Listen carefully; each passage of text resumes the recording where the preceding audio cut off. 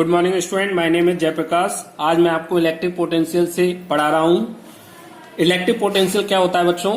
अगर मेरा इन्फिनिटी पर 1 कूलम चार्ज रखा हुआ है, इस 1 कूलम चार्ज को मुझे ए पॉइंट तक लेकर जाना है, तो मुझे इन्फिनिटी से ए पॉइंट तक 1 कूलम चार्ज को लाने में कुछ ना कुछ वर्क करना पड़ेगा। जो मैं वर्क करूंगा बच्चों, वही मेरा इलेक्ट्रिक पोटेंशियल कहलाएगा। पहली बात। अब बच्चों इसमें यही मैंने लिख रखा है, it is the work done per unit charge in bringing the charge from infinity to a particular point against electrostatic force. तो आप यहां तक तो समझ चुके हैं कि 1 कूलम चार्ज को यहां से यहां तक लेकर आऊंगा किसी पर्टिकुलर पॉइंट तक, तो कुछ ना कुछ वर्क करना पड़ेगा, उसी को हम इलेक्ट्रिक पोटेंशियल बोल रहे हैं। लेकिन ये इलेक्ट्रोस्टैटिक फोर्स के अगेंस्ट कैसे हो रहा है, तो वो मैं समझाऊंगा बच्चों। यहां पर समझने की कोशिश कीजिए प्लीज। तो बच्चों होता क्या है, 1 कूलम चार्ज मेरा इन्फिनिटी पे रखा हुआ है और मुझे इसको ए पॉइंट तक लेकर आना है, यहां से इसको यहां पर ट्रांसफर करना है। तो बच्चों ऐसा नहीं है कि मैं 1 कूलम चार्ज को कंप्लीट उठाकर यहां पर रख दूंगा, यहां तक ले आऊंगा, ऐसा नहीं होता है बच्चों। इसमें किसी चार्ज को एक पॉइंट से दूसरे पॉइंट तक लाने में 2 कंडीशन लगती है बच्चों। एक, इसको स्लोली लेकर जाना होता है, स्लोली ट्रांसफर करना पड़ता है, मींस इसकी स्पीड में वेरिएशन नहीं होना चाहिए। दूसरा क्या, पूरा का पूरा चार्ज एक बार में हमारा एक पॉइंट से दूसरे पॉइंट पर नहीं जाता है, वो कई टुकड़ों में जाता है बच्चों। पार्ट बाई पार्ट जाएगा, तो कई पार्ट्स में 1 कूलम चार्ज को यहां पर ट्रांसफर करना होगा। तो बच्चों मैं मान लेता हूं मेरा 0.1 कूलम, 1 कूलम में से 0.1 कूलम मेरा यहां पर पहले ट्रांसफर हो चुका है। बच्चों यहां पर पहले कोई चार्ज नहीं रखा हुआ था, तो एक 0.1 कूलम चार्ज मेरा यहां पर आया। समझने की कोशिश कीजिए, 1 कूलम चार्ज में से 0.1 कूलम चार्ज को मैंने यहां पर ट्रांसफर किया ए पॉइंट पर, और ए पॉइंट पर पहले कोई चार्ज नहीं था, इसलिए यहां पर कोई भी इसके अगेंस्ट फोर्स वर्क नहीं किया, इसके अगेंस्ट कोई भी फोर्स नहीं काम नहीं किया। लेकिन जैसे ही मैं इसके पास दूसरा 0.1 चार्ज लेकर जाऊंगा, 0.1 कूलम चार्ज लेकर जाऊंगा तो बच्चों ये वाला चार्ज और इस वाले चार्ज के बीच में एक रिपल्सन होगा। मान लो ये पॉजिटिव है, ये भी पॉजिटिव और ये भी पॉजिटिव होगा, क्योंकि ये इसी चार्ज में से गया है। तो ये पॉजिटिव चार्ज और ये पॉजिटिव चार्ज के बीच में क्या होगा बच्चों?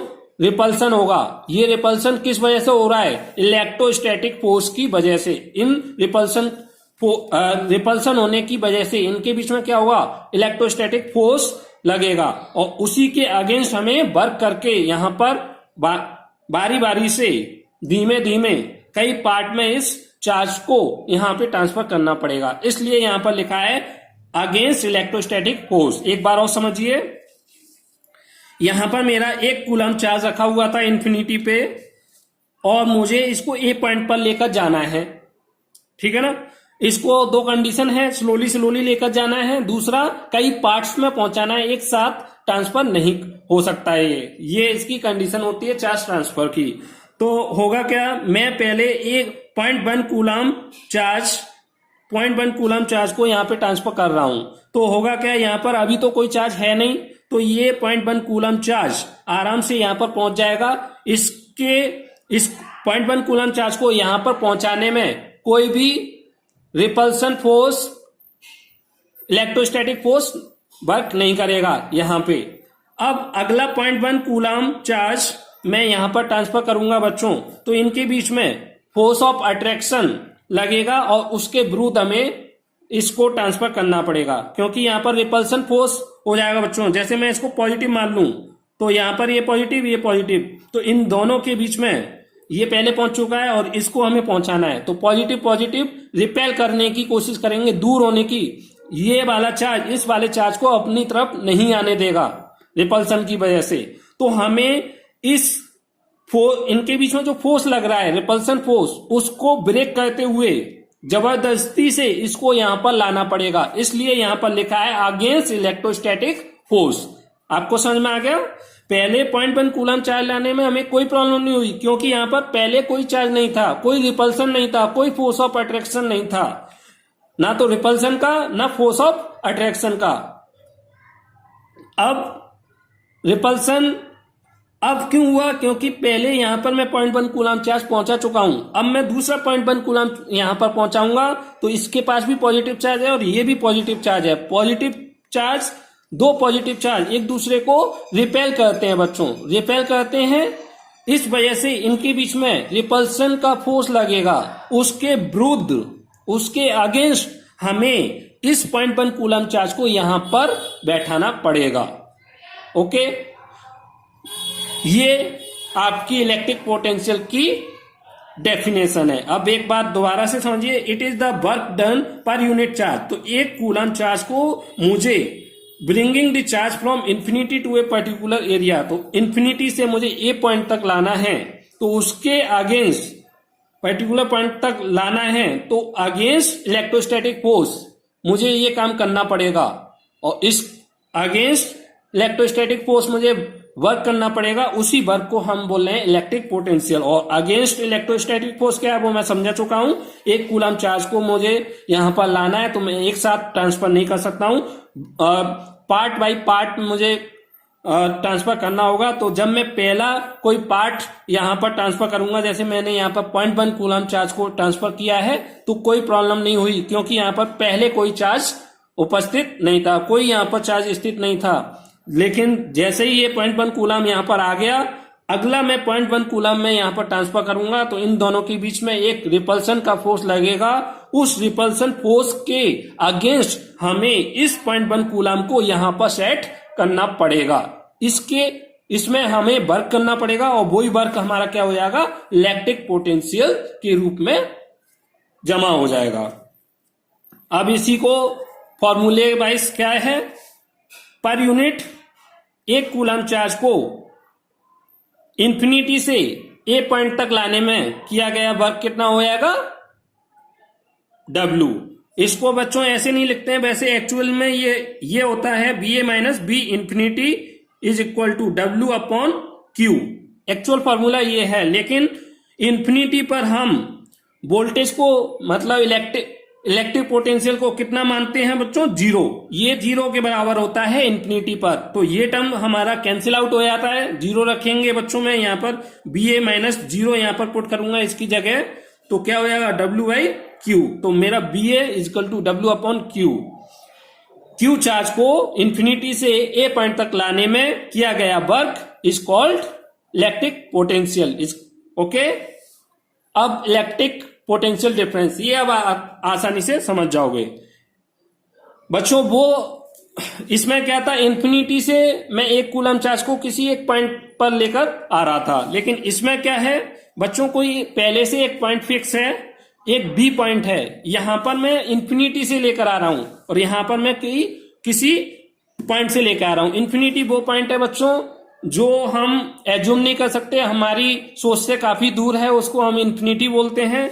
और यहां पर ये बी पॉइंट ऐसा पॉइंट है जो हमारी सोच में है, और हम उस जगह को जानते हैं। तो बी पर हमारा एक कूलम चार्ज रखा हुआ है, इस एक कूलम चार्ज को, यूनिट चार्ज को मुझे बी पॉइंट से ए पॉइंट तक लाना है। तो बी पॉइंट से ए पॉइंट पर मैं स्लोली लेकर आऊंगा और कई पार्ट्स में लेकर आऊंगा, तो मुझे इलेक्ट्रोस्टैटिक फोर्स के अगेंस्ट वर्क करना पड़ेगा बच्चों। उसी वर्क को हम क्या बोलेंगे, इलेक्ट्रिक पोटेंशियल डिफरेंस। बच्चों इन दोनों में डिफरेंस यही है कि यहां पर इंफिनिटी है और यहां पर बी है, कोई फिक्स पॉइंट है पहले से। ओके, तो मैं पहला काफी डिटेल में समझ चुका हूं, अब आपकी समझ में आ चुका होगा। एक बार रीड कीजिए इसे। It is the work done per unit charge in bringing the charge from one point two another. एक पॉइंट से दूसरे पॉइंट तक लाने में, एक यूनिट चार्ज को एक पॉइंट से दूसरे पॉइंट तक लाने में जो वर्क करना पड़ता है इलेक्ट्रोस्टैटिक फोर्स के अगेंस्ट। इलेक्ट्रोस्टैटिक फोर्स के अगेंस्ट क्यों करना पड़ता है वो मैं आपको ये बता चुका हूं। जैसे एक कूलम चार्ज को मुझे यहां से, अब मैं इंफिनिटी ना लेकर इसको बी पॉइंट ले लूं, तो बी पॉइंट से पहले मैं 0.1 कूलम को यहां पर ट्रांसफर करूंगा। ये जरूरी नहीं मैं 0.1 कूलम ही ट्रांसफर करूं, ज्यादा भी कर सकता हूं, लेकिन ये पार्ट्स में होगा। कितने पार्ट्स में होगा ये कोई फिक्स नहीं होता है बच्चों। तो मैं 0.1 कूलम यहां पर ट्रांसफर किया, अगला 0.1 कूलम चार्ज ट्रांसफर करूंगा, तो इन दोनों के बीच में ये भी पॉजिटिव है, ये भी पॉजिटिव है, इसलिए इनके बीच में फोर्स ऑफ रिपल्सन लगेगा। उस रिपल्सन फोर्स के अगेंस्ट मुझे इस 0.1 कूलम को इस 0.1 कूलम के पास सेट करना पड़ेगा, तब जाकर ये बॉडी पर चार्ज 1 कूलम होगा, स्लोली स्लोली। तो ये हमारा हो गया, इसलिए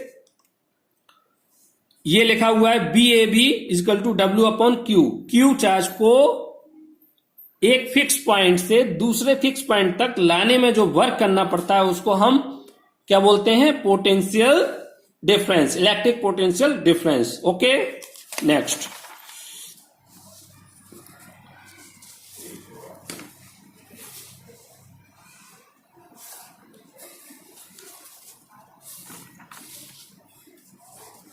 SI unit of electric potential difference. बच्चों आप यहां से यूनिट निकालोगे तो वर्क की यूनिट क्या होती है, जूल, और चार्ज की मैं आपको बता चुका हूं, कूलम। तो यहां से आपकी यूनिट जूल पर कूलम निकलेगी। लेकिन इसी को हम क्या बोलते हैं बच्चों, बोल्ट। बोल्ट क्यों बोलते हैं, बोल्ट एक साइंटिस्ट का नाम था, वोल्टास, उसके नाम पर इसकी यूनिट को हम बोल्ट बोलते हैं। तो SI यूनिट हमारी क्या है, बोल्ट। तो वही यहां पर लिखा हुआ है SI unit of electric potential difference is equal to volt. अब बच्चों इसमें हमने ये दोनों टर्मिनोलॉजी पढ़ी, क्यों हमने इलेक्ट्रिक पोटेंशियल और इलेक्ट्रिक पोटेंशियल डिफरेंस को पढ़ा, तो वो अब मैं आपको बताने जा रहा हूं। Without any electric potential difference in any electric circuit no current will flow. बच्चों कोई भी इलेक्ट्रिक सर्किट है, जब तक उनके बीच में एक पोटेंशियल डिफरेंस क्रिएट नहीं होगा तब तक उस सर्किट में कोई करंट फ्लो नहीं हो सकती है। जब तक उसमें पोटेंशियल डिफरेंस क्रिएट नहीं होगा, मींस एक पॉइंट उसका हायर पोटेंशियल पर होना चाहिए, एक लो पोटेंशियल पर होना चाहिए। अगर ऐसा नहीं है तो उसमें करंट फ्लो नहीं होगी। अगर दोनों पॉइंट सेम पोटेंशियल पर हैं, दोनों पॉइंट सेम पोटेंशियल पर हैं, तो उसमें कोई करंट फ्लो नहीं होगी। मैं इसको और समझा रहा हूं डिटेल में। To flow electric current this electric potential is develop by a battery. और अब ये आपको पता चल गया कि पोटेंशियल डिफरेंस चाहिए हमें इलेक्ट्रिक करंट को फ्लो कराने के लिए। अब ये इलेक्ट्रिक पोटेंशियल डिफरेंस कौन क्रिएट कर देता है इलेक्ट्रिक सर्किट में। तो इलेक्ट्रिक सर्किट, कोई भी इलेक्ट्रिक सर्किट में जो इलेक्ट्रिक पोटेंशियल डिफरेंस क्रिएट करता है वो किसके द्वारा होता है बच्चों, बैटरी के द्वारा होता है। और बैटरी में कैसे होता है, केमिकल एक्शन, कुछ केमिकल एक्शन होते हैं, उसकी मदद से ये पोटेंशियल डिफरेंस क्रिएट होता है। और बैटरी के अंदर ये केमिकल एक्शन ही थ्रू आउट, जब तक सेल चलता है या बैटरी चलती है, वो पोटेंशियल डिफरेंस को बनाए रखती है बच्चों। जैसे आपने बैटरी का साइन देखा होगा बच्चों, एक आपने बड़ा साइन और एक छोटा। तो आपने देखा होगा बड़े पर हम पॉजिटिव लिखते हैं और छोटे वाले पर नेगेटिव लिखते हैं। क्यों लिखते हैं बच्चों, क्योंकि पॉजिटिव वाले को हम बोलते हैं हाइयर पोटेंशियल, मतलब ये इधर वाला सिरा किस पर है, हाइयर पोटेंशियल पर है, और दूसरा सिरा हमारा किस पर है, लोअर पोटेंशियल पर है। ये सेल है। और बच्चों इसमें एक चीज और समझा दे रहा हूं मैं, ये हमारा जैसे मेरी 20 वोल्ट की बैटरी दे रखी है बच्चों, 20 वोल्ट की बैटरी दे रखी है, तो इसका मतलब क्या है, इस प्लस और माइनस यहां पर आपका 20 वोल्ट आएगा और माइनस वाली साइड में 0 वोल्ट। मतलब ये बैटरी आपको 20 वोल्ट का डिफरेंस क्रिएट कर दे रही है। It's mean this battery give a potential difference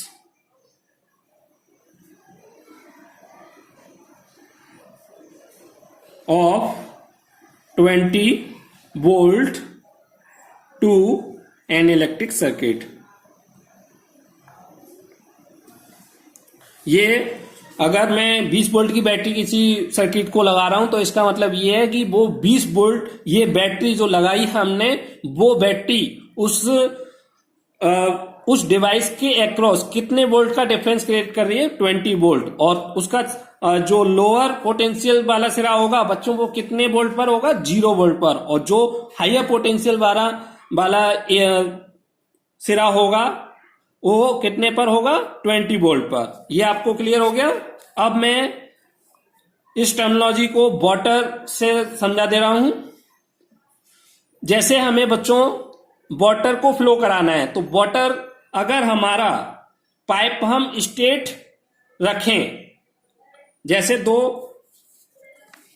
एक टंकी मेरी ये है बच्चों, एक टंकी मेरी ये है। अगर मैं एक पाइप ले लूं और पाइप को यहां से कनेक्ट कर दूं, और ये पाइप बिल्कुल स्ट्रेट है, स्ट्रेट पाइप रखूं, तो बच्चों मैं देखूंगा इधर से और इधर कोई वाटर का फ्लो नहीं हो रहा है, no water flow, no water flow.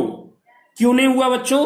क्योंकि ये दोनों सेम लेवल पर रखे हुए हैं, सेम लेवल पर रखे हुए हैं, ये दोनों का लेवल बराबर है। ये जितनी हाइट पर है यहां से, उतनी हाइट पर ये यहां से है, सेम लेवल पर है। इस वजह से इसमें कोई वाटर का फ्लो नहीं हो रहा है। और बच्चों अगर मैं इसी को, ये वाटर है, एक टंकी ली मैंने, एक दूसरी टंकी ली, एक मैंने पाइप ली और मैंने इसको इस तरीके से कनेक्ट किया बच्चों। अब बताइए वाटर का फ्लो होगा कि नहीं होगा? बच्चों आप बोलेंगे यस होगा। और किधर से किधर होगा? इधर से इधर होगा बच्चों। वाटर हमेशा ये हाई हाइट हो गई इसकी, ये ज्यादा हाइट पर है, ये लो हाइट पर है।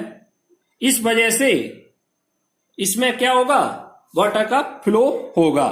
तो इसी को हम इलेक्ट्रिसिटी में क्या बोलते हैं, पोटेंशियल डिफरेंस। तो बच्चों यहां पे तो इसको हम हाइट से बोल दे रहे हैं कि ये हाई हाइट पर है, ये लो हाइट पर है। इसी को हम स्लोप भी बोल देते हैं बच्चों कि ये हाई, इनके बीच में स्लोप ज्यादा है कम है, ओके। और इसी चीज को हम ग्रेडियंट बोल देते हैं। कई नाम है इसको, ग्रेडियंट। लेकिन आपको बस यही समझना है, जब तक कोई भी चीज फ्लो नहीं हो सकती है जब तक वो सेम लेवल पर रखी होगी। उनके बीच में लेवल एक हाई लेवल पर होना चाहिए, एक लो लेवल पर होना चाहिए, तभी हमारा कोई भी चीज लिक्विड फ्लो कर सकता है, लिक्विड या कोई भी। तो ये ऑटोमेटिक अपने आप नहीं होता है बच्चों। अब मैंने यहां पर रख दिया और वाटर अपने आप फ्लो होने लग गया, नहीं। वो किस वजह से हो रहा है, ये हमने इसको क्या पकड़ा दिया, एक हाई हाइट पर रख दिया, एक लो हाइट पर, स्लोप दे दिया, इसको स्लोप दे दिया, या इनके बीच में हमने डिफरेंस क्रिएट कर दिया इनकी हाइट के बीच में। उस वजह से ये वाटर का फ्लो हो रहा है। सेम प्रोसेस हमारा इलेक्ट्रिसिटी में होता है। ये हाई पोटेंशियल मतलब ये हाइयर पोटेंशियल पर है, ये लोअर पोटेंशियल, इनके बीच में एक पोटेंशियल डिफरेंस क्रिएट हो गया। जैसे मैंने यहां इस वाले डायग्राम में किया है, इस तरीके का हमने पोटेंशियल डिफरेंस इलेक्ट्रिसिटी में करते हैं, उसी को हम पोटेंशियल डिफरेंस कहते हैं बच्चों। और ये कौन प्रोवाइड करता है, एक सेल या एक बैटरी प्रोवाइड करती है एक इलेक्ट्रिक सर्किट को, ओके।